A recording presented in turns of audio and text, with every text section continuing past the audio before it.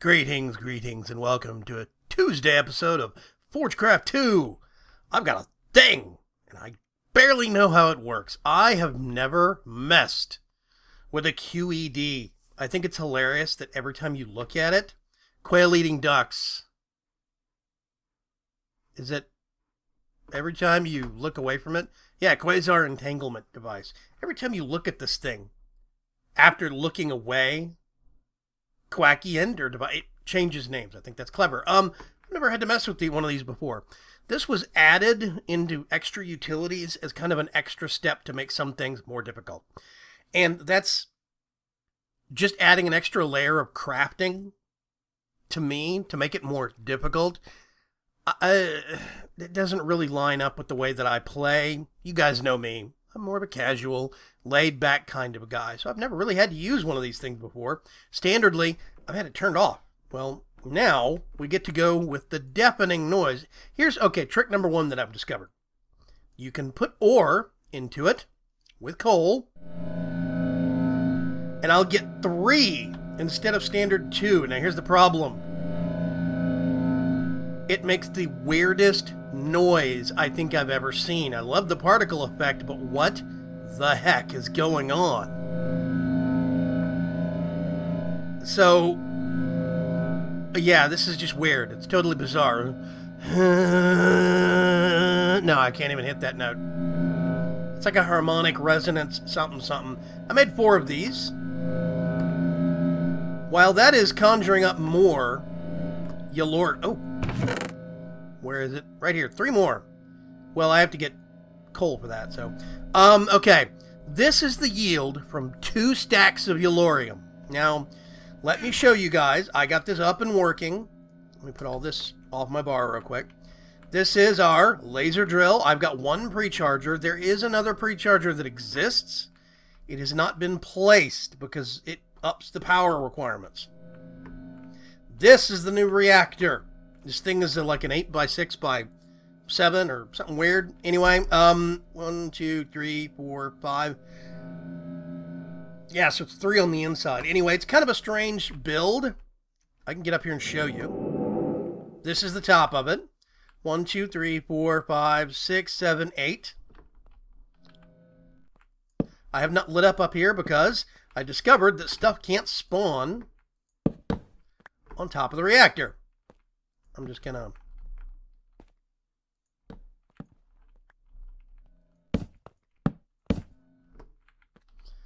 even out the lighting. Otherwise, it's going to bug my aesthetic senses. This counts as a giant ticking, I don't know what, a tile entity or something. Nothing can spawn on top of this multi-block structure. I checked. That's why I haven't had it lit. There's no point. I don't need to. But just for the sake of camera work, yeah, this is basically 3, 4, 5, 6, 7, 8. 1, 2, 3, 4, 5, 6. So this is an 8x6x5 tall. It's a little weird. I didn't want to keep pushing back that direction. I might continue, and I can always rebuild and re-add on to this and make it an 8x8x5 or whatever. I could always raise it too. That's a thing. But I have all of these. Here's the thing, right? These are set to 70%. Almost all of these are set to 70% on the fuel rods because we have adjusted the default configuration. We use the Direwolf 20 configuration for big reactors, and Direwolf 20 doesn't like things being too easy. God, that thing is loud. So this reactor nets about 5.7K RF per tick, 5.5, 5.7. Basically, it's 5,700 RF per tick. And only trouble is it uses like 0.76 millibuckets per tick of fuel. This is super low because I'm basically trying to run the core out. But right now you can see it's generating 4.2 and it's not even full. So, yeah. But the fuel usage rate on this is horrible. It is way higher than this when it's running full tilt. And it's so much higher specifically because our fuel usage rates are basically set to trash because we use the Direwolf 20 ones. They do that to encourage you to have to go find more Yellorium to make it more difficult to get big power. Now, the only argument that I have against this is that what this does is it makes people build even bigger reactors so they can still get crazy power yields and put their rods at 99%. And then they end up making huge turbines to start compensating for all of this, and it becomes this endless loop of server destruction. So, like, there's one person, I'm not going to name names, but there's one person on this server that has at least 10 working turbines. And they're huge. They're gigantic. Who needs that power? Nobody. We have no purpose for that kind of power. This thing only uses 5K RF per tick. If you leave it running constantly, it will supply you with plenty of stuff. So I do not see why we set ourselves up for this. Now, coming back to the laser drill, it uses 5,000 RF per tick, and based upon, now I know, I didn't know when I first went into this, what our fuel usage rates would be on the reactor. Now that I know what our fuel usage rates are on this is a completely pointless method. I see no reasoning behind doing it this way. Honestly, I think I'd rather do a whole bunch of windmills and solar power and slowly run an ender quarry, which is why I made this. Or maybe even a normal quarry. Maybe not even an ender quarry, just run a normal BuildCraft quarry, which is going to make a huge, ugly hole, but that's why we have the digger dimension, so that's fine. I will do what I can to cover the hole up later. But this thing was a waste of effort and power. But it was an exercise in technical ingenuity, trying to get it placed, trying to get it going. Nope. Let me get my wrench. Boom. Oh, also, there's a whole bunch of dudes on ForgeCraft that don't think other wrenches show off the conduits. Guys, you see this right here? It doesn't have to be a Yeta wrench, ladies and gentlemen. It can be anything flagged as a wrench.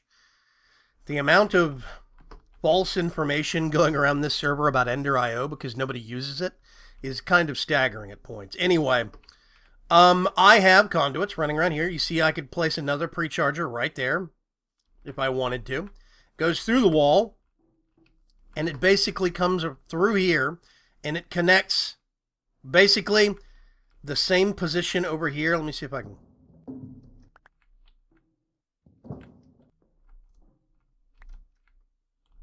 Yeah, it goes over and it drops down one.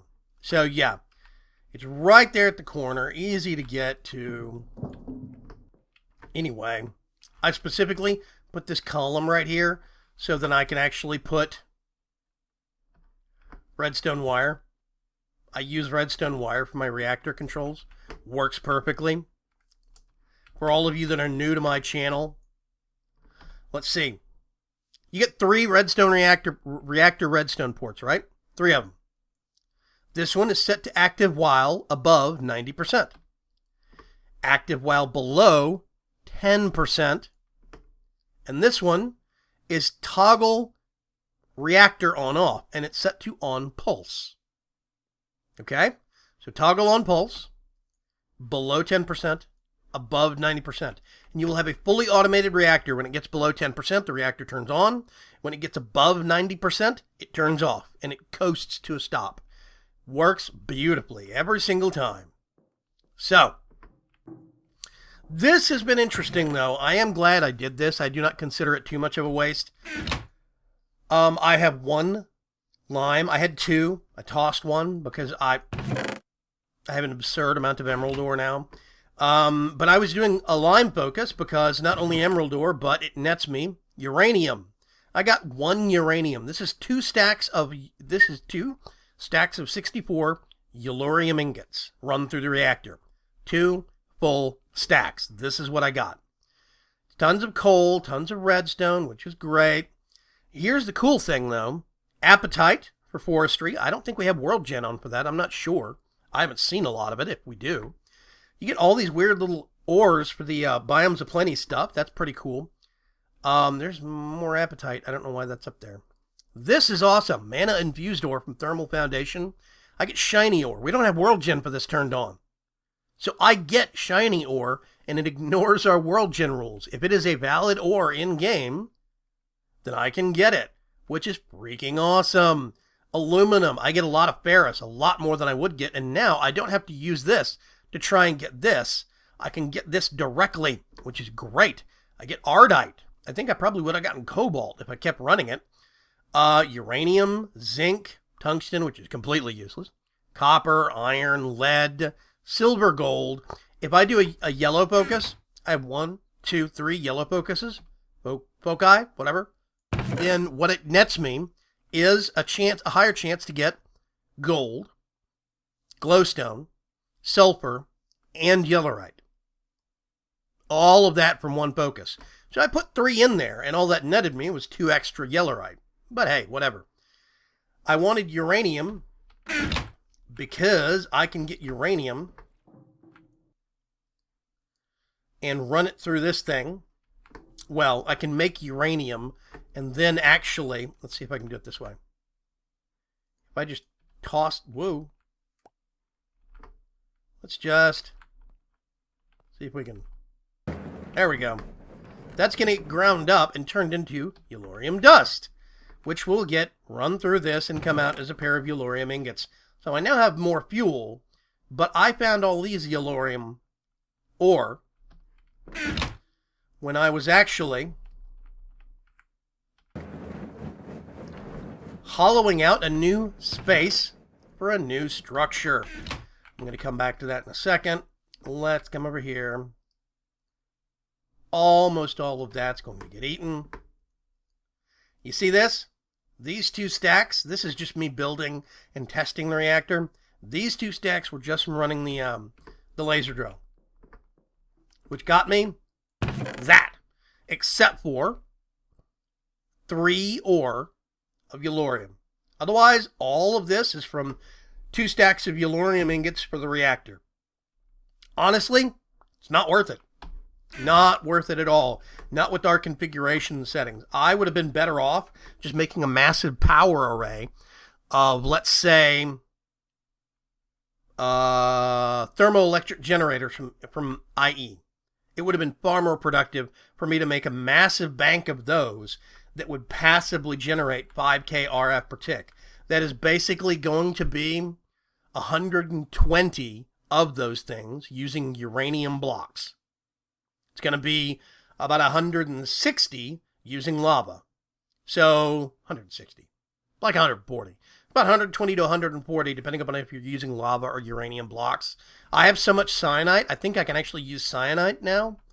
But I can't remember if cyanite has a higher temperature or a lower temperature for the thermoelectric generators. But anyway, it would have been far more productive for me to ditch the big reactor and just make a massive bank of passive power generation from Immersive Engineering's thermoelectric generators. So, you live, you learn. You die, you learn faster. But whatever. I've got some Certus quartz in here. I got 7 nether quartz. That's going to be awesome. Just straight up glowstone. I love that. Diamond ore. I got a ton of emerald now. And those are the equivalent, basically, EMC cost. Same thing. Yeah, it's cool. I like it. I've discovered now that this thing actually does ore tripling. Let's wrap around over here. 1 piece of zinc plus coal equals 3 zinc. I can use this for ore tripling almost any kind of ore in the game, which is very epic and awesome. So that makes me happy. Let's see. Is there anything else over here? I don't think so. I still have a Matabase grave in my base. I don't know why. Nothing has really changed over here. It's still ticking along, if you'll notice. I have had the base chunk loaded recently, 25 stacks of wood, and growing. Over here, you'll notice a bit of a construction mess. This is my magic room right now. I've got everything crammed in here. What am I doing? Well, what I did was I tried to find a corner where I could jack up using my piston clock method. I pushed up a straight column of cobblestone. That was going to be one of the outer corners of the new magic tower. Then what I did was, I can't tell, is it daytime or nighttime? Oh, it's daytime. Okay, that's fine. What I did was, I then found that corner. I used my exchanger Turned it all into factory blocks. And then I started replacing and building up all the way around it. Now this is going to be a tiny structure. It is going to be 7 by 7, which means it's only going to be 5 by 5 on the inside. It's probably only going to be 2 or 3 floors. What I'm going to do, however, is have modules sticking off of it that are going to be anchored into the ground. Those are going to be slightly larger. That will afford me more space. Now I'm probably still only going to have space for a tier 2, maybe a tier 3 blood altar from Blood Magic. That's about it. So I'm not going to have a lot of space for Blood Magic. I'm not going to get into ForgeCraft. Probably going to try and dabble a little bit in Botania, but a lot of that requires sky for the flowers and stuff like that, so I'm going to have to probably do that somewhere else and then transplant it when I get a better supply of mana going. We'll see.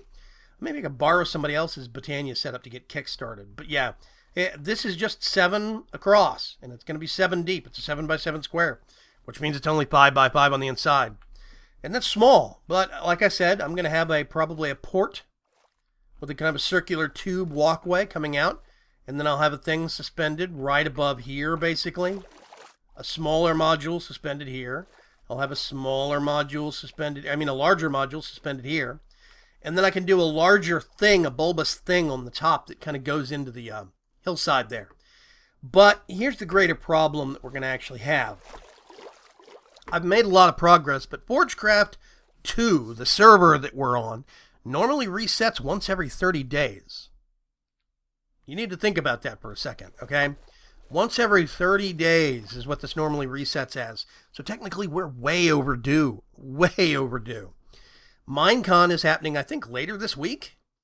Or next week. I can't remember when this is going to air. I think it's probably going to be airing the same week that Minecon happens.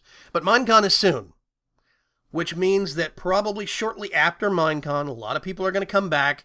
And the next week, like probably not this coming weekend, but next weekend, is probably when Direwolf and Pahamar and like Fireball and T-Love and all the big names are going to gather on this server again, and it's going to reset. So I want you guys to get ready for that. This server right now is our kind of our ForgeCraft 1 stand-in.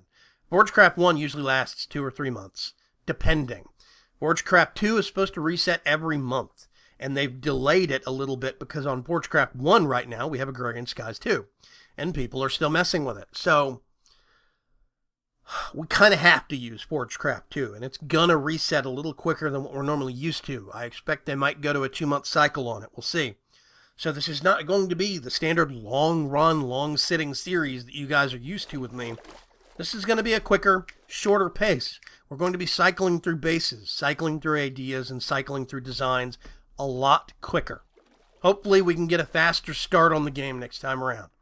So when I was hollowing that out, I found 10 blocks of Yellorium ore. That was very, very nice. That's what I had in my inventory just now. Let's turn back into a people person. Yeah, so I have made considerable progress. At least I see it as considerable progress on this base. I really am happy with things so far. I would love to be able to finish the Mage's Tower before I get the server reset thrust upon me. But I'm not sure if that's going to happen. I'm going to try. Right now, my priorities, I have a good crafting room. This has come out this is what I was making obsidian with to make all the parts for the QED. This is just a magma crucible. I get this. I go, boop, pull it off. Come down here, pop it right there. And that makes obsidian for me. Nice and easy. Let's put this back in the system.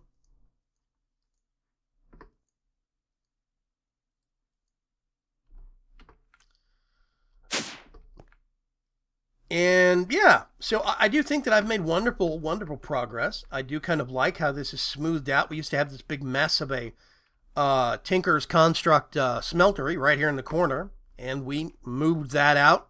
We refined the walls quite a bit. This used to have a big open space with a whole bunch of conduits in it, like that, and a gap going down to the lower floors. We've refined that. We have space for an animal farm if we so choose. Right now, this spawns pink slime. We've got monster essence, if we so need it.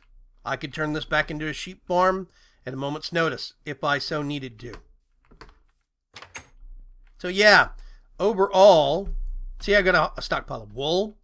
In the process of trying to get some pink slime, I got a huge back stock of meat ingots, cooked meat, and these things go a long way.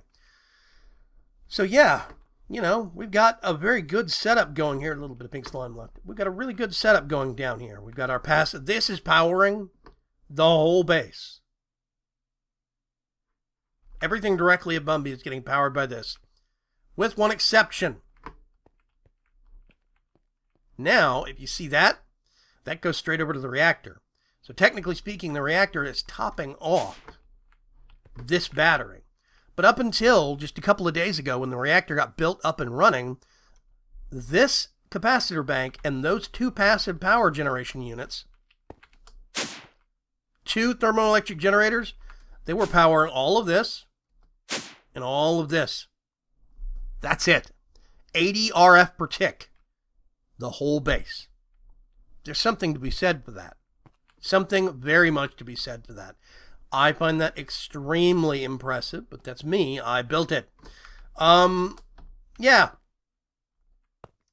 Boop. There we go. Get rid of that. I did discover, by the way, there we go. This is the first floor of my sorting system. This is the second floor. I discovered that somebody got 2 blocks of skystone and put it on top of this, blocking it. So you would go from this floor straight to this one. I suspect that was Fireball, because when I came out here, there was a whole bunch of skystone on this, and then that grave from Matabase was encased in skystone as well. So I expect that Fireball came with somebody else, and they decided to troll me. And, you know, they had a chuckle. It's cool. I didn't think that particular trick was terribly amusing, because it actually inhibited my progress on a lot of things. It wasn't just a prank, you know. It doesn't seem like it, because it took me several days to figure out what the hell was going on. I never really applied towards figuring it out until this morning, but today I was like, you know what? I want to see why I can't get to that elevator, and I busted my way into that room. This thing is very cool. It's very neat what you can actually do with it. I'm going to have to experiment with this over the next couple of days.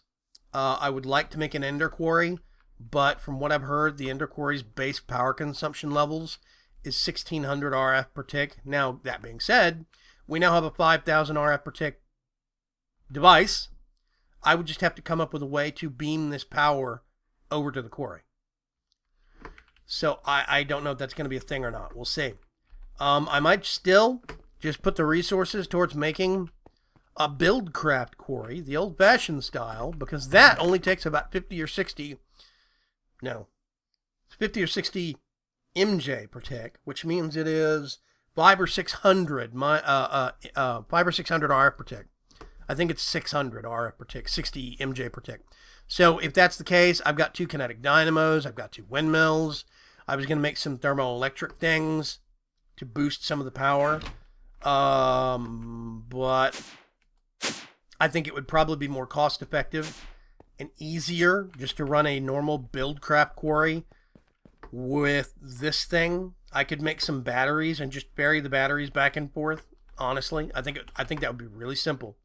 We'll see though, because I mean, one Ender IO battery, this thing carries 5 million RF. If a BuildCraft quarry is using only 600 RF per tick, I think it's going to run for plenty long enough to at least get a good kickstart going. I can upgrade this to one of the bigger ones and make it 25 million RF. So yeah, you know, we have options. But there's a distinct possibility the server's going to reset before we hit any of those options. My agenda right now is to try and get a shell built around the actual Mage's Tower. Maybe get some of the structure for the extended buildings. We'll see. But even that, I might not have enough time to be able to finish. That's it right over there.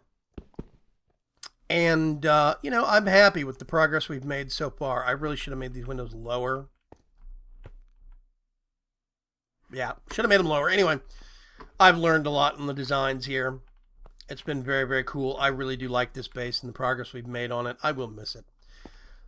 But just a heads up, things are due to change within the next couple of weeks. I know there are people petitioning to get that date pushed back, but that might not happen. So, until next time, I'll see you guys on the Thursday episode of ForgeCraft 2. Hopefully I have more progress. Catch you later. Bye-bye.